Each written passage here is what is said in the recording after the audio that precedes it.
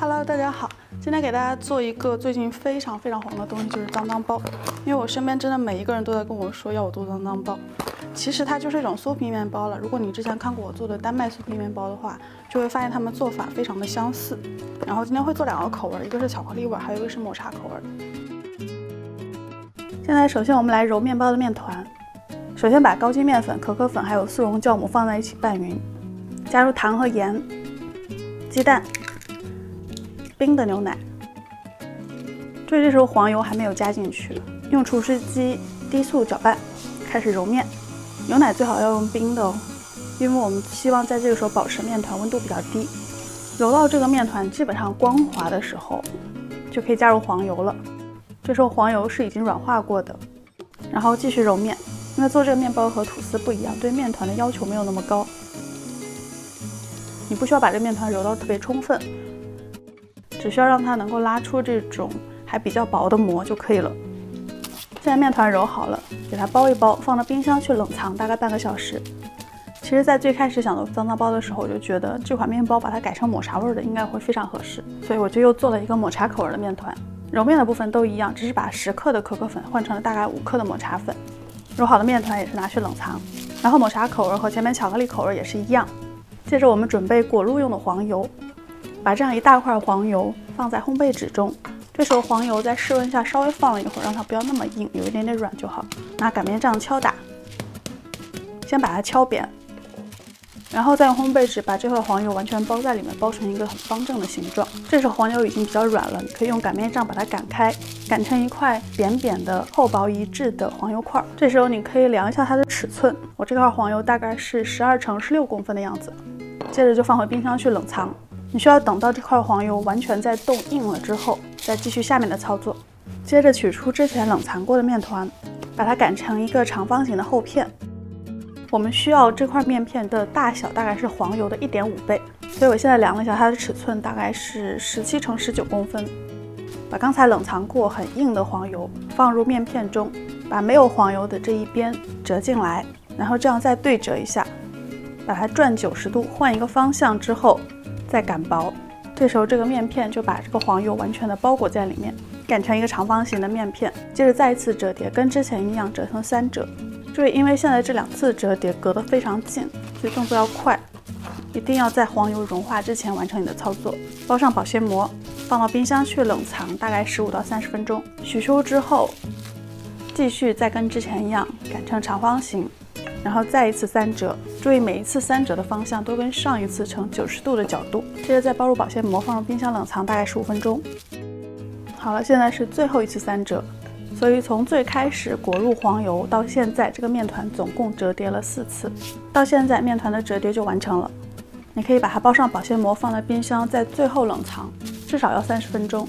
下面继续做抹茶版本的，跟前面一样，冷藏好的抹茶面团拿出来，裹入一块黄油，这样3折一下，转90度，再擀成长方形，进行第2次3折，继续冷藏折叠，冷藏再折叠这样的步骤。然后你就可以去预热烤箱了。烤箱180到200度。现在这个面团前面已经折叠好4次了，然后折叠完4次之后，我又把它放到冰箱里头去冷藏了大概半个小时，所以现在这个面团就是非常冰凉的一个状态。就大家做这些折叠的步骤的时候，一定要有耐心哦，就每一次折叠之间都要给它充分的冷藏的时间，这样才能够防止黄油混酥。擀成一大片长方形，它的尺寸大概是22乘42公分的样子。厚度大约是5到8毫米，把面片远离你的那一端整齐的切一刀。一会儿我们要做8个小面包，所以现在要把这块面片切成8份，切成这样8个长条状。接着就把这个巧克力块包在里头，这样卷起来，轻轻的，不要把它捏得太紧。一共卷1下、2下、3下、4下，这样。卷好的面包卷放在烤盘上。再松松的盖上一个保鲜膜。抹茶口味的面包和巧克力口味面包是一样的，这样折叠好的面团冷藏后拿出来擀成面片，再切成8份。只是前面巧克力味的裹入的是黑巧克力，抹茶口味的我在里头放的是白巧克力，因为抹茶会更苦一些。一样也是这样卷成面包卷，放在一旁发酵。现在我们要等这个面团发酵膨发起来，注意里面裹了黄油的这种酥皮面团，不要放在太热的地方，大概20到25度的室温是比较合适的。你需要发酵大概1到2个小时，到面团有明显的长大，大概是之前的1.5倍大。发好的面团放入预热好的烤箱中，烤大概15分钟。在之前裹入黄油的作用下，面团在烤的过程中就会形成这样一层一层的酥皮。因为抹茶味的面包，我希望它上色不要太过头，所以我在烤它的时候温度会降个10度左右。烤好的面包取出来稍微晾一下。接着来做巧克力酱，这种用巧克力和奶油混合制成的巧克力酱就叫 ganache。在小锅中加入奶油，用非常小的火去加热，到奶油热就好了，不需要煮沸。然后把之前切碎的巧克力，用黑巧克力最好，直接倒入热奶油中。因为用的是黑巧克力，所以你可以适当加一点糖，让它有点甜味儿。拌匀之后就成为这样浓厚顺滑的巧克力酱。之前烤的面包也差不多冷掉了，放在巧克力酱中这样蘸一下，让它整个上面都裹上厚厚的一层 ganache， 放在一边冷却晾凉。最后就是筛上厚厚的一层可可粉，这款脏脏包就完成了。抹茶版本就是淋上抹茶白巧克力酱，再筛上抹茶粉。注意抹茶粉非常苦，不要像可可粉一样筛那么多。对了，最后我还做了一个原味的酥皮面包，只是最后呢，在表面沾一层白巧克力 ganache， 最后再筛上一些糖粉。不应该叫它脏脏包，它看起来蛮干净的，应该叫干净包。然后今天就是这样了，做了巧克力味的脏脏包，抹茶味的原谅包，最后又一时兴起做了一个干净包。大家可以按照你的口味选择你喜欢的。这个面包它里头有夹巧克力，然后是酥皮面包，外面还有巧克力酱，然后就撒满可可粉。我觉得它是一个味道非常丰富的面包，难怪它会那么受欢迎。希望你们喜欢。喜欢我的节目或者喜欢我本人，不要忘记点赞、订阅、关注、评论、转发、投硬币、投香蕉。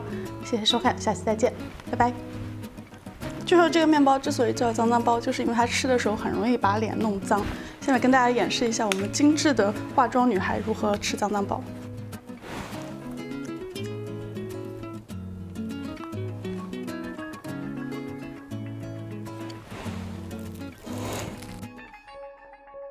这是不可能完成的任务。